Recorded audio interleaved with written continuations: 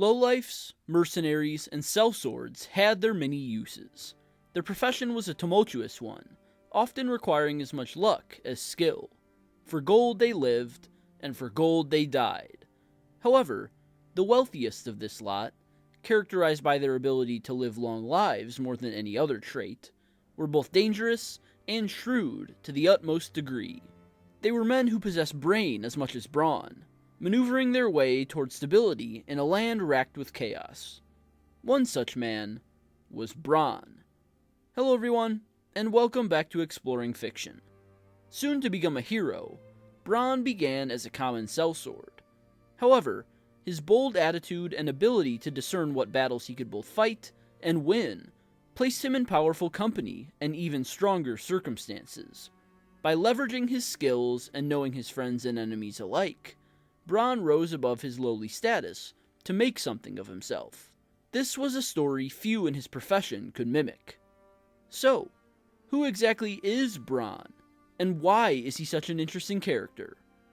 Let's explore. The past of the sellsword named Bronn was almost non-existent within A Song of Ice and Fire, as a man such as he became prominent only after taking up mercenary work. However, Bronn was born between 264 and 268 AC, and possessed a dark sense of humor and an inability to read or write. He was tall and thin, gaunt and stern, with black hair to match his eyes of coal, and a smile like a canine. Bronn donned black ringmail over his leather armor, placing a steel helm upon his head. Like all in his profession, he wore always a longsword on one hip and a dirk on the other. With these weapons he was deadly, relying more upon speed than strength. As his time of prominence was arriving, such traits would become useful indeed. Bronn first appears in A Song of Ice and Fire in A Game of Thrones. He resides with a sellsword companion at the inn at the crossroads, where fate waits to spring upon him the adventure of a lifetime. Lady Catelyn Stark, on the prowl for the perpetrator of an assassination attempt on her son Bran, spies Tyrion Lannister also at the inn. Backed into a corner of her own making, she publicly calls for the arrest of the imp, and Bronn comes to her aid in search of a reward. The bolstered party of the Lady of Winterfell continues on to the Mountains of the Moon, where Bronn fends off the attacks of the local clans, while also growing closer to the prisoner Tyrion. They ascend to the Eyrie, presided over by Catelyn's sister Lysa, and knowing he stands in hostile territory, Tyrion calls for a trial by combat.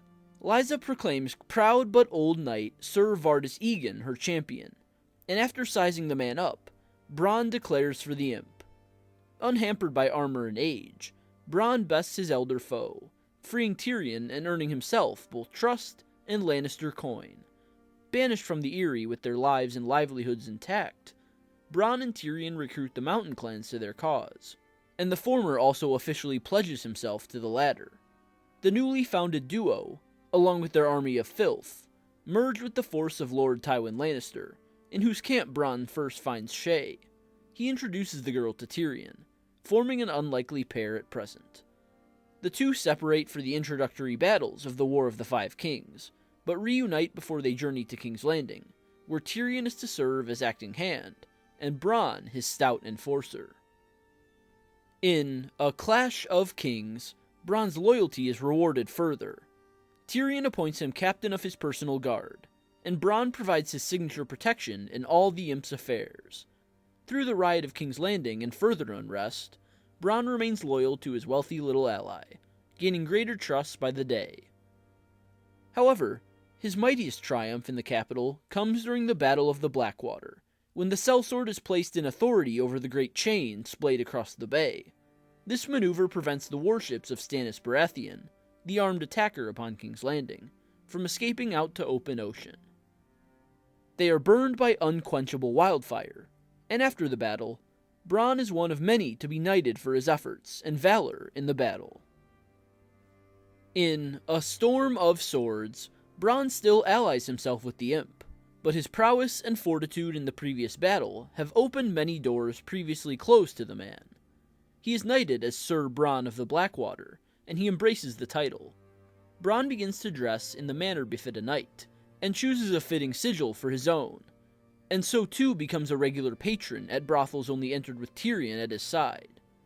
He is dismissed from his position amongst the guards, replaced by Lannister men as Lord Tywin resumes his role as King's Hand.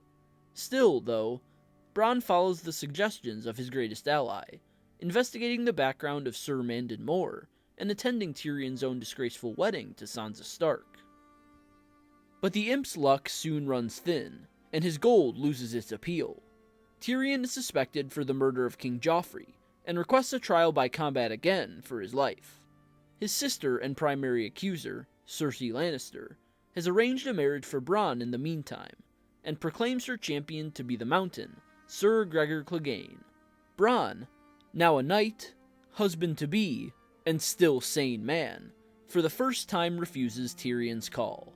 To duel the Mountain is a fight seemingly no mortal can win, especially now that the former sellsword has the material wealth and prosperity of which he'd only once dreamed. And so, Bronn comes not to Tyrion's aid, leaving the man distraught and without any allies. Though Prince Oberyn Martell takes Bronn's place as champion in the trial, it is not enough to save the imp from a seemingly doomed fate. While Tyrion acts in a manner that divides and weakens his great house, Bronn turns his attention to his own lands and family, new assets ripe for the taking. A feast for crows finds Bronn in the land of Stokeworth, the home of his wife Lollys. Lady Stokeworth, the girl's mother, is loyal to the crown and to Cersei, but after a riding accident, has her castle seized by Bronn and a few sellsword allies. Sir Balman Birch, husband to Lady Phallus Stokeworth, Lollys' own sister, challenges Bronn to single combat, intent on running him through with a lance after knocking him from his horse. However, though Bronn is a knight in name, he is no such figure in manner. He drives his own weapon at the steed of his foe, leaving Sir Balman's legs shattered and the man completely helpless. Despite pleas for mercy, Bronn drives a dagger through the man's eye and adopts the moniker Lord of Stokeworth for his own. The entire debacle is hidden by Cersei with aid from her own followers, and Bronn seemingly finds the success and wealth he so greatly desired, at least temporarily. Skill alone cannot make a man. It opens many doors, yes, but it takes much more than potential and talent for success to materialize. Some use discipline, some use amiability, and some use their wits to further their lives toward their desired goals. In A Song of Ice and Fire, no man falls more into the final category than Bronn. He is a sellsword, decent with a blade, but no man of great renown.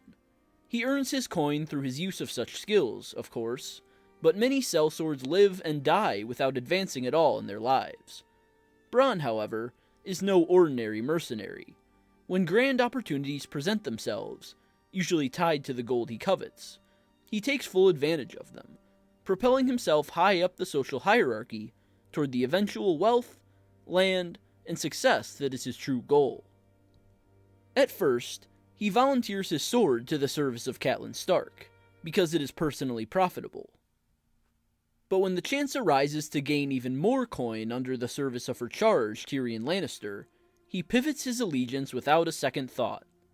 For much time he remains loyal to the imp, only abandoning his friend over the looming threat of a mountainous foe he knows he cannot defeat, along with the chance of losing that which he has now gained in Tyrion's service. Bronn begins as a lowly mercenary, but through his feats at the Eyrie, the Battle of the Blackwater, and amongst the nobility of the realm as a whole, he gains knighthood, gold, land, and even a wife. He is just wise enough to be able to discern when a challenge is too insurmountable, or when the gold is not worth the task, but accepts any offer he believes he can successfully undertake. Better than the most conceited and arrogant lords, ladies, kings, and queens, Bronn vaults ever upward on the ladder of prosperity, or at least of material gain. Most living in Westeros before, during, and after the War of the Five Kings suffered much and lost more. For one man, however, this was quite untrue. Bronn leveraged his circumstances to rise from sellsword to landed knight, all by following gut and gold. He served multiple masters, but wealth most of all. Yet, every man had his limits, and Bronn chose to discard his most beloved patron to save his own hide. It was a wise, if not disloyal, choice. The renown and riches of the former lowly sellsword greatly improved as the Seven Kingdoms themselves decayed. More than any other, Bronn achieved advantage from opportunity. So, that's all for this video. Leave a comment with your thoughts, I'd love to hear them. Leave a like if you enjoyed, and subscribe if you're new here, I'd love to have you. Visit my website russellawellsauthor.com for exclusive reviews, fiction, and more, and sign up for my mailing list for free exclusive content. The links for both are in the description below.